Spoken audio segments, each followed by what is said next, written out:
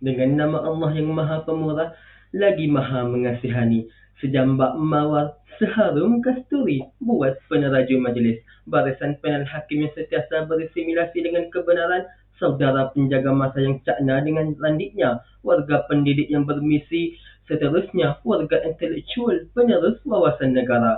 Assalamualaikum warahmatullahi ta'ala wabarakatuh. Salam perjuangan di bumi Tuhan. Remaja berwawasan, aset kemajuan negara. Begitulah indahnya mauduk syarahan saya pada hari ini. Terlebih dahulu, marilah sama-sama kita memahami tentang tajuk yang bakal saya kupas sebentar lagi. Sidang pendengar penuh benar. Remaja menurut Kamus Dewan edisi keempat merujuk kepada seseorang yang sudah akhir balil. Sementara itu, berwawasan pula merupakan suatu yang bermatlamat untuk mencapai cita-cita. Kemajuan merupakan suatu bentuk pencapaian manakala negara merujuk kepada suatu masyarakat yang menduduki suatu kaum yang diperintah oleh sesebuah kerajaan. Oleh itu, secara generalisasinya, remaja masa kini yang bakal menerajui negara pada masa akan datang dengan ciri-ciri kepimpinan dan kewibawaan yang lengkap serta demi mencapai visi dan visi negara untuk menjadi negara yang maju seiras dengan hasrat kerajaan. Sidang saksi penuh bervisi. Indikator saya yang pertama, remaja dipimpin, remaja terpimpin. Misalnya telah ternukil dalam sejarah bagaimana tegasnya sang ayah meniup semangat kepada sang anak sehingga berjaya mengobarkan roh kepimpinan dalam jiwa Sultan Muhammad Al-Fatih sehingga terbukanya kota Konstantinopel seawal usia remaja.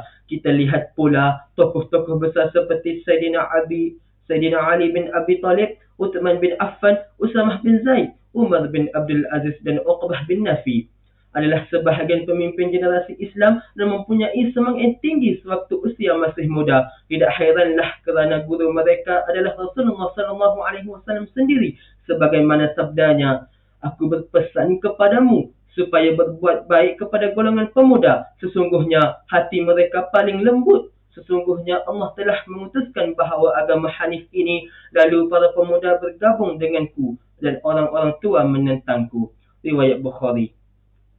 Allah dan Rasulullah SAW meletakkan pemuda pada kedudukan yang begitu istimewa sehingga Rasulullah SAW mewasiatkan untuk berbuat baik pada golongan kaum belia ini. Kerana hati mereka lembut, para pemuda lah yang pertama sekali bergabung dengan Rasulullah SAW mengusung agama yang Hanif Islam, sedangkan orang tua menentang baginda. Sangat jelas bahawa remaja yang terpimpin adalah bermula dari remaja yang dipimpin oleh generasi yang terdahulu. Maka peranan golongan dewasa hari ini sangat penting bagi memerlukan pimpinan pada generasi akan datang. Hal ini sangat bersesuaian dengan pepatah Melayu yang menyebut bagaimana acuan, begitulah kuihnya. Negara tidak akan maju sekiranya tidak mempunyai aset remaja yang berkepimpinan.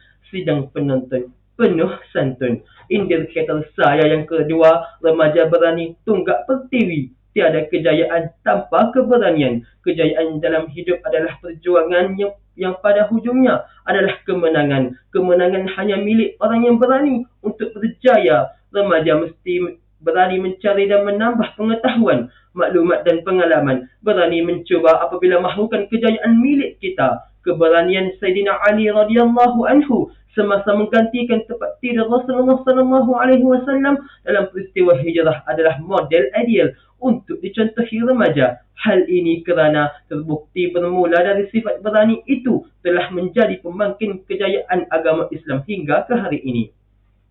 Remaja yang berani bukan yang sedia melawan dan menunjuk gagah kekuatan tubuh mereka. Sebaliknya, berani mencetuskan pemikiran dan ideal baru.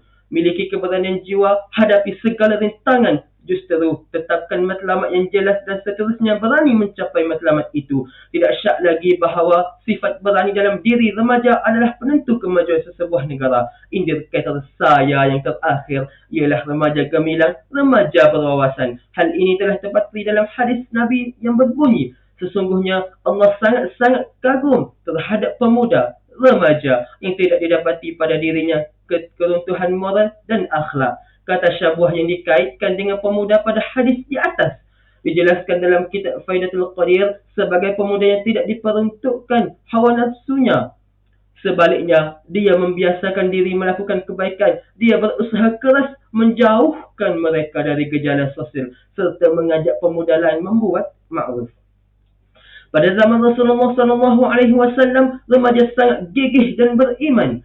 Mereka ditunjangi oleh Abdullah bin Mas'ud, Abdul Rahman bin Auf, Said bin Zaid, Sayyidina Ali, Usamah bin Zaid, dan ramai lagi. Golongan remaja lah yang mencatat sejarah keagungan dengan membawa panji-panji Islam yang sentiasa tersebar dan berkibar dalam satu kawasan geografi yang begitu luas.